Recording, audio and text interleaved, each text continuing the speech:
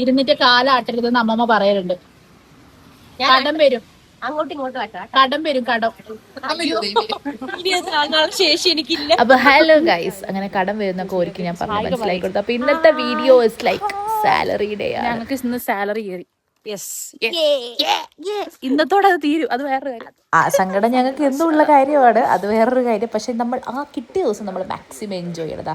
ഇന്നത്തെ വീഡിയോയിൽ ഞങ്ങൾ രണ്ടുപേരും മാത്രമല്ല ഒരുപാട് പേരുണ്ട്. ഓരോരുത്തരെ ഞാൻ ഓരോ സെക്ഷനായിട്ട് കാണിച്ചില്ല. ചിലപ്പോൾ ഇതിന്റെ പാർട്ട് 2 ഒക്കെ ഉണ്ടാവും.